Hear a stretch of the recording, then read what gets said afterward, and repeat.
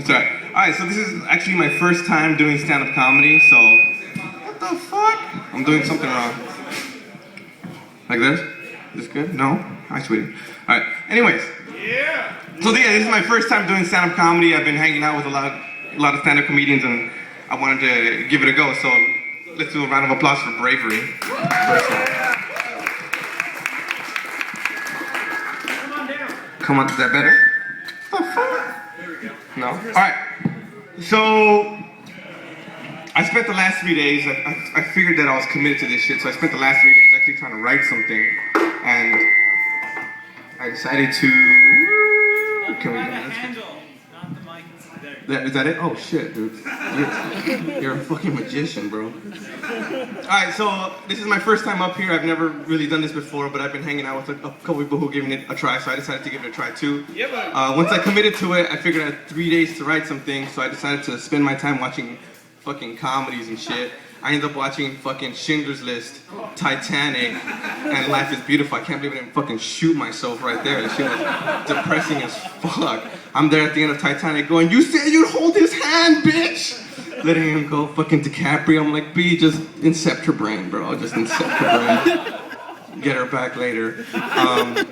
So I was writing and shit, doing my whole thing for 3 fucking days, long 3 days, and I came up with one fucking thing, just one joke. It's not even a joke, it's more of a story. So in order to fill up my time shit, I'm just gonna tell you a little bit about myself. My name is Jonny Lopez, as I was introduced as, and I was born and raised in Mid-City, LA, and if you guys don't know where that is, you jump on the 10 and you go east. But once you hit Fairfax, there's like this portal where white people just cease to exist. And everything east of there is just Hispanics and blacks, which is cool because I'm Hispanic, so I met the requirements to be living west of there, or east of there. So it's cool. I mean, don't get me wrong. I'd heard the legend of white people before. I mean, I saw Jurassic Park, so I knew that they were out there fucking bringing dinosaurs back and shit. Except for Samuel L. Jackson, who made it possible for colored people to bring back dinosaurs. So that was my dream for a long ass time. I was like, I'm gonna bring back dinosaurs like Samuel Jackson. But it didn't work out. I mean, apparently it's impossible.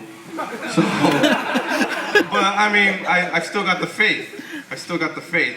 When I was 11 years old or 12, can't remember, 5th grade, whatever age that is, my mom got a job in Malibu being a live-in housekeeper. Kind of like in Who's the Boss, if anybody remembers that shit. So we got to live in Malibu, we got to move. My mom was just like, oh, it'll be great. And that's when the first time I saw a white person, not on screen. You guys are like fucking unicorns, bro. Like, I've been reading your story forever.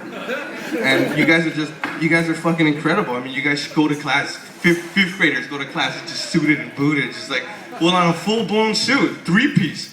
This little fool is like, hey, B, Hugo Boss. I look at this phone, I'm like, holy shit, this is my cousin Ugo's too, boss. Fucking stoked, right? Wrong fucking Ugo. Wrong fucking boss. But I mean, it was what it was, and after a while, like, you hanging out with white people in Malibu and shit, you just kind of grow a taste for it. So yeah, I mean, I like the white bitches.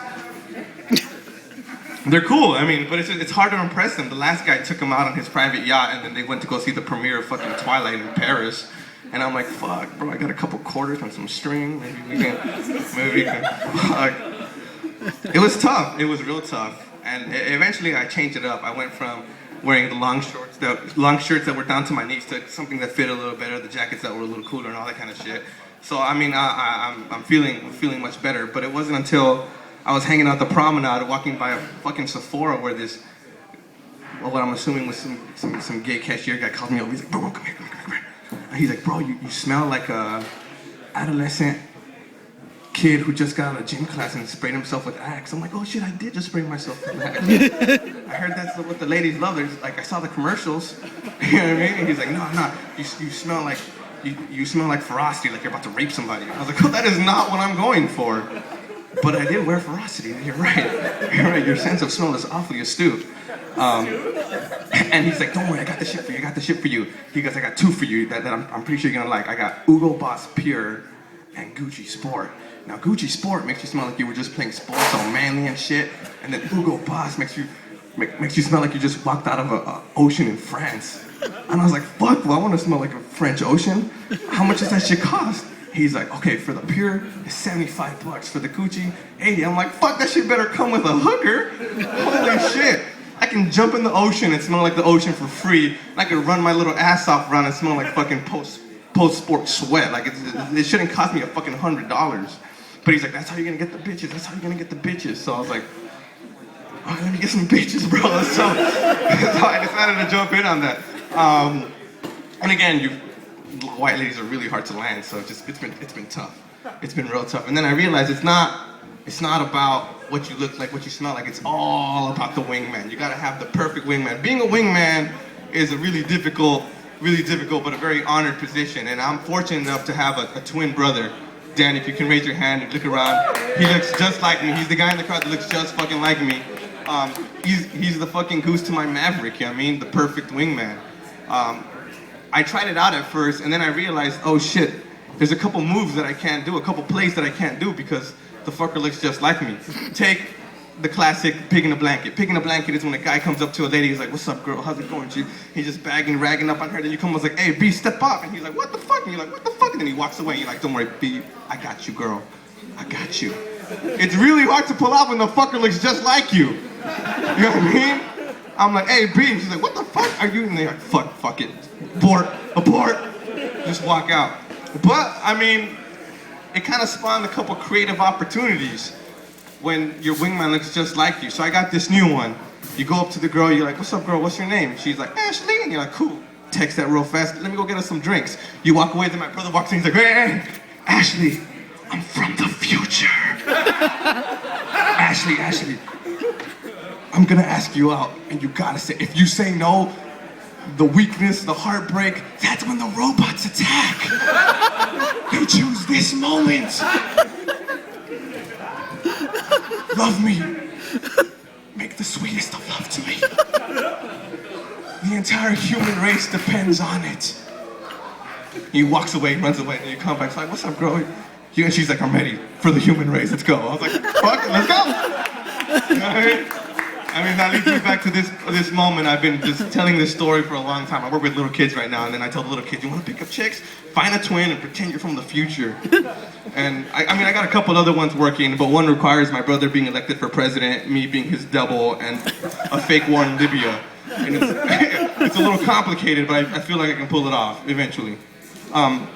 Anyways, I've been telling these stories to little kids, and little kids like, we want to be just like you. And I was like, okay, then. Not the best idea, but it's good. But I want to be a screenwriter because I've been telling stories and stories and stories. So the one fucking thing that I actually wrote for you guys, the one story I have for you guys is a pitch actually. So let me pitch this to you guys real fast. And it's just in time for the holidays. It's like a Christmas themed thing. So close your eyes, open your eyes, whatever you do to imagine. I don't know. It's okay. So imagine this. You have it's fucking raining and there's lightning and shit and all you see on the camera is like a blizzard, snow blowing everywhere, and then out of nowhere a fucking sleigh and reindeer come in.